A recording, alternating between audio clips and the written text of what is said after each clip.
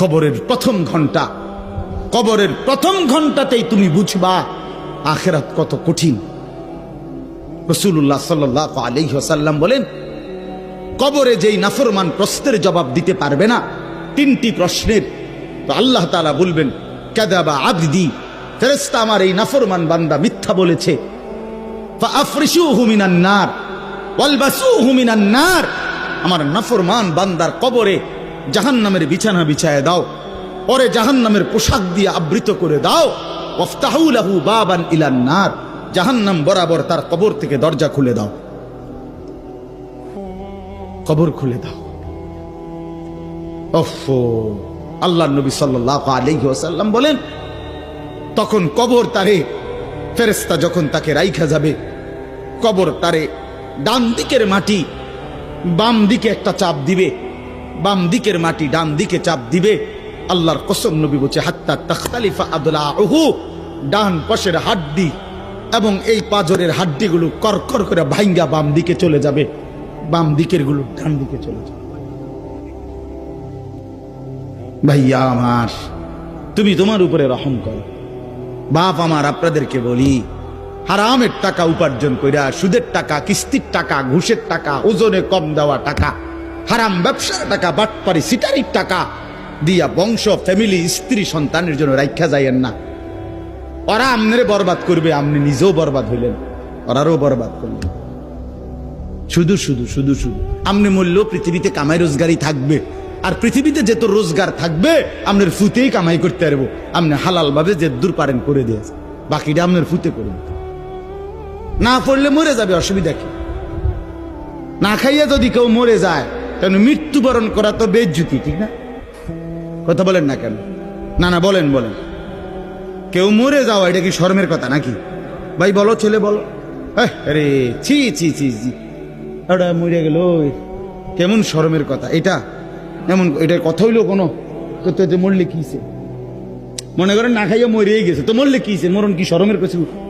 তো বাপ দাদা 14 গোষ্ঠী মরছে, তো আমি মরলে সুবিধা কি? আহা, এজন্য বন্ধু আল্লাহ তাআলা বলছেন ওয়ালাউ তারা ইদিয যালিমুন, এই শুনেন বন্ধু, আপনি যদি একটা নজর দেখতেন, আমরা তাফসীর কিতাবে পড়ছি আত-তাযকিরা, ইমাম কুরতুবী রাহমাতুল্লাহর কিতাব আত-তাযকিরা ফি আহওয়ালিল মাউতা ফিল আখিরা, অনেক সুন্দর কিতাব, বাংলা অনুবাদ হয়েছে মৃত্যুর ওপারে। ইমাম কুরতুবীর খুব সুন্দর, অনুবাদটাও অসাধারণ। এই বইতে আছে ইব্রাহিম আলাইহিস সালাম একবার আজরাইলকে বলছিল, মালাকুল মউত আজরাইল, নাফরমানের জান কবজ করবার সময় তুমি যেই চেহারাটা হয় তোমার, ওটা আমার একটু দেখাও।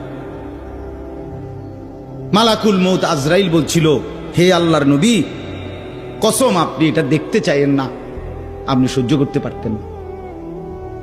ইব্রাহিম আলাইহিস সালাম বললেন, না মা আজরাইল, আমি এটা দেখুমই, তুমি আমারে দেখাও একটা নজর। মালাকুল মউত আজরাইল কোন পাপী ব্যক্তির জান কবজের সময় যেই বিভৎস কুৎসিত আকৃতি ধারণ করে, আল্লাহর কসম ওই আকৃতি যখন ধারণ করছেন ইব্রাহিমের সামনে, ইব্রাহিম নবী সাল্লাল্লাহু আলাইহি সাল্লাম একটা চিৎকার মাইরা বেহুশ হয়ে গেছে। লম্বা সময় পরে যখন হুঁশ আসছে, তো আমি নিজে পড়ছি কিতাবে, আরবি কিতাবে, ইব্রাহিম আলাইহিস সালাম আল্লাহকে বলছে, আয় আল্লাহ, আপনার জাতের কসম মাওলা, কোন নাফরমান পাপী তার কবরের আযাব, আখিরাতের আযাব, জাহান্নামের আযাব কিছুই লাগবে না, শুধু মালাকুল মউত আজরাইলের এই বিভৎস দৃশ্য যদি সে একবার দেখে, তো তার 60 বছরের নাফরমানির শাস্তির জন্য এটাই যথেষ্ট।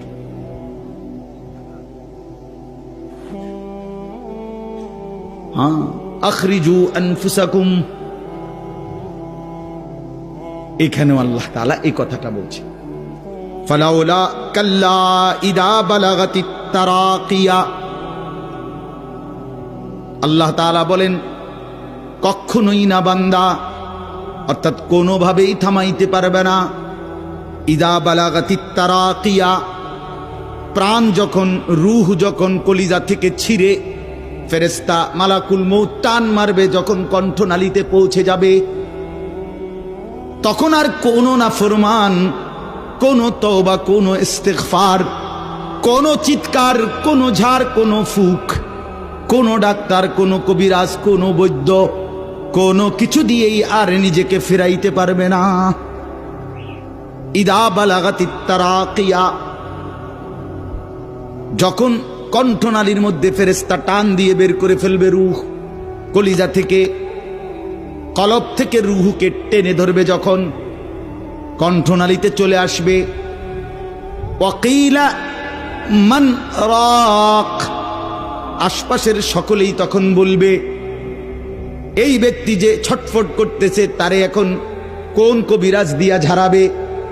সবাই ডাক্তার, কবিরাজ, বৈদ্য, ওজা খুঁজবে, দেখো না কার কে পরিচিত আছে, ডাকো, আরে বাঁচাইবার চেষ্টা করো।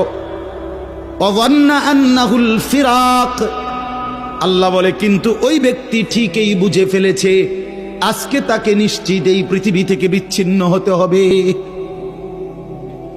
আত্মীয় স্বজন তারা যদিও ডাক্তার কবিরাজের জন্য চিল্লাচিল্লি করছে, কিন্তু লোকটা নিজেই বুঝে ফেলবে আন্নাহুল ফিরাক, তাকে এখন এই দুনিয়ার মায়া থেকে বিচ্ছিন্ন হইতেই হবে।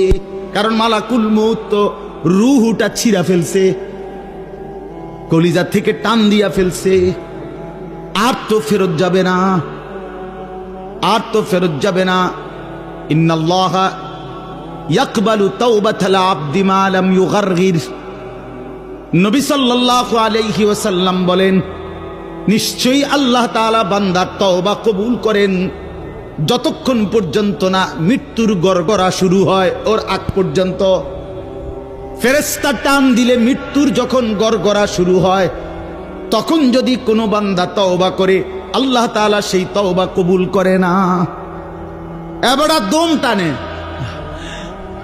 একেবারে সোজা হইয়া গেছে। এই সময় হুজুর আনছে 200 টাকা দিয়া, হুজুর আব্বারে গদ্দুর বেহেশত বুঝ কইরা দেন, তওবা ভরাইয়া দেন, তওবা। এই সারা জিন্দিগির সিটারি বাটফারির তওবাটা এই 200 টাকা দিয়া আব্বারে মিল কইরা দেন। হ্যাঁ, বেহেশত দিয়া দিব। বেহেশত হুজুরের আব্বার সম্পত্তি। হ্যাঁ, কথা বলেন না কেন? বেহেশত হুজুরের বাপের সম্পত্তি। এটা তো এটা কি ধরনের তওবা, কিসের তওবা এটা? এই বেটার তো কোনো এহসাসে নাই। আরে বুঝেন নাই আমার কথা? তার তো কোনো অনুভূতিই নাই, হে তো লড়েও না, বুঝেও না, হে তো জানে না কিসের করছে, কি করতেছে। আল্লাহ তাআলা বলছে ওয়াল্লাযীনা ইযা ফাআলু ফাহিশাতান আও যালামু আনফুসাহুম যাকারুল্লাহ ফাস্তাগফারু লিযুনুবিহিম। আল্লাহ বলছে আমার বান্দা যত বড় নাফরমানি করুক, করতে করতে যদি বড় থেকে বড় জুলুমও করে, কিন্তু তৎক্ষণাৎ যদি আমি আল্লাহকে স্মরণ করে আর আমার কাছে 2 হাত তুলে মাফ চায়, পিছনের গুনাহ যদি ছেড়ে দেয় আর করবে না যদি ওয়াদা দেয়, খোদার কসম কোরআনে আছে, আল্লাহ বলেন বান্দা আমি পুরাপুরি 100% মাগফিরাত দিয়ে দেব, পুরা মাফ। উলাইকা জাযাউহুম মাগফিরাতুম মির রাব্বিহিম। যখন তোমার বুঝ ছিল তখনই তুমি তওবা করছিলা, ঠিক আছে, কিন্তু যখন মৃত্যুর যন্ত্রণা শুরু হয়ে যায় তখন আর তওবা কবুল হয় না। ওয়ালাইসাতিত তাওবাতু লিল্লাযীনা ইয়ামালুনাস সাইয়্যাত হাত্তা ইযা জাআ আহাদাহুমুল মাউত ক্বালা ইন্নী তুবতুল আন। এই যে কোরআন শরীফের আয়াত, আল্লাহ বলেন ওই ব্যক্তির তওবা নয়, পুরা জিন্দেগি নাফরমানি করেছিল, অতঃপর যখন মৃত্যুর সময় আসলো, আজরাইল উপস্থিত হলো, এখন বলতেছে আমি আল্লাহ এখন তওবা করলাম। আল্লাহ বলে না বান্দা, এমন তওবা হবে না। তাইলে তওবা করবেন কখন? এখন।